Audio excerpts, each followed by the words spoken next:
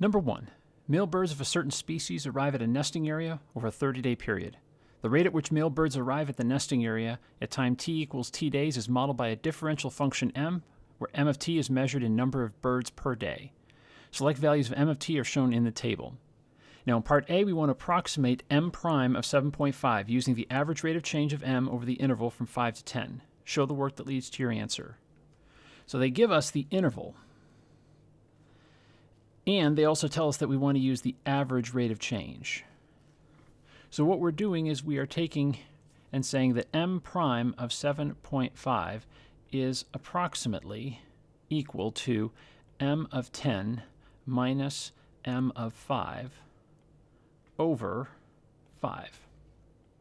And so m of 10 is 16 minus 7 over 5, which equals 9 over 5.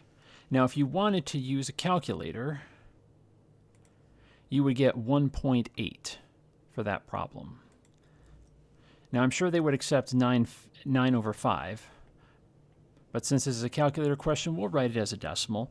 Now, we have to include units of measure. Now, this is a rate of change, but m is already a rate of change. So what this is going to be birds per day per day.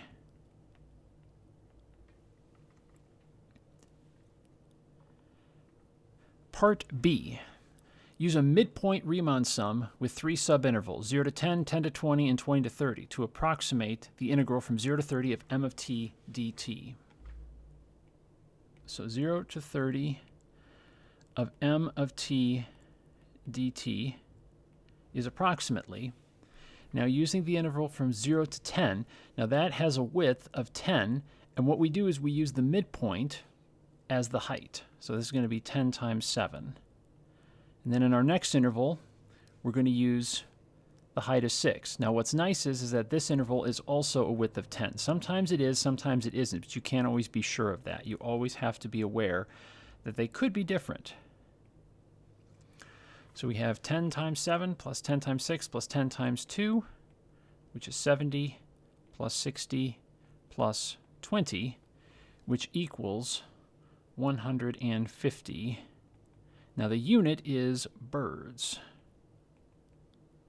because this is area under the curve, so birds per day times days just leaves us with birds. Now that's part 1. Part 2, interpret the meaning in the context of this problem. This is the number of male birds. Now they said male birds, and that's important because in the next part we're going to start dealing with female birds. So we have to be clear. The number of male birds that arrived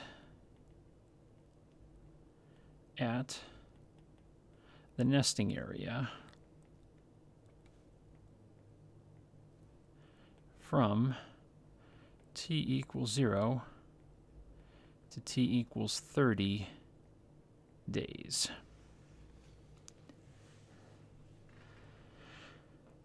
Now here I kind of stole this a little bit from part C, as you'll see. So we can actually use their own wording in our problem to explain this. So in part C, here they give us the rate at which female birds of the same species arrive at the same nesting area. So this is a piecewise function. So from 0 to 15 they didn't arrive, but then after 15 then they started arriving.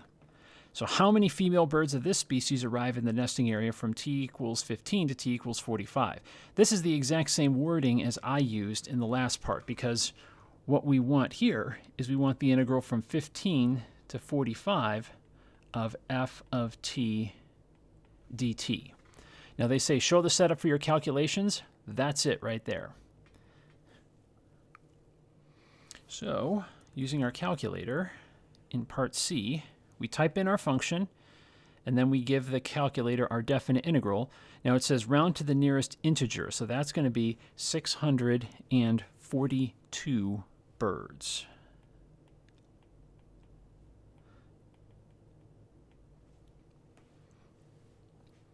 Now, on to part D.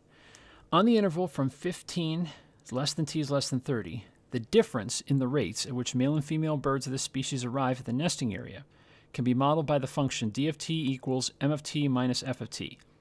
F is the function defined in part C, m is the function as we've been given in the table. Is there a time in the interval when d of t is equal to 0? So hopefully you recognize, is there a time t? That's an existence question, so that means we have to invoke one of the theorems. Now, what is it we're talking about? We're talking about d of t equaling 0. So when it's a value of a function, that means we're going to be using intermediate value theorem. If it's a question of when the derivative equals a number, that would be mean value theorem. But first order of business is to establish, okay, what are the values at the endpoints of our interval? So m of 15, according to our table, is 6. And f of 15, okay, let's check our count. Okay. Now, I forgot to type that in, so we'll go ahead and type that in just for completion.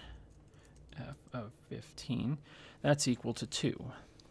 Now, d of 15 is equal to m of 15 minus f of 15, and that's going to equal 4. Now we do the same thing at 20. So m of 20 equals 5. F of 20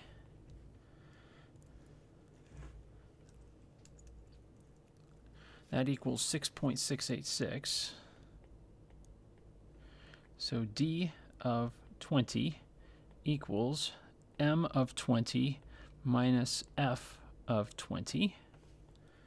And what does our calculator tell us for this one? Negative 1.687, no, 1.686. So these are the ends of our interval for the function d. It's at 4, and it's at t equals 15. At t equals 20, it's negative 1.686. So the question is, must there be a point when this function equals 0? According to IVT, the answer is yes, but we have to justify it. Now remember, they gave us that m of t is differentiable, which means it's continuous. And based on what they gave us in part C, this function right here, this is a continuous function as well. So we can say yes, and people always spend so much time on the justification they forget to answer the question. Yes, it's a yes or no question. But then we can say, by intermediate value theorem,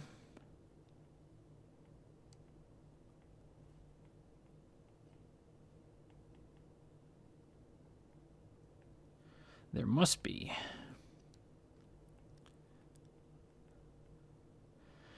a time when d of t equals 0 for 15 less than t less than 20, because, and I can say d of 20 is less than 0 is less than d of 15. So 0 falls in between my two endpoints, and that's how I'm saying it right here. And d of t is continuous for the interval 15, 20. Now, technically, it's differentiable wherever it's defined, but since we're only concerned with 15 to 20, we'll say it's continuous on the interval from 15 through 20.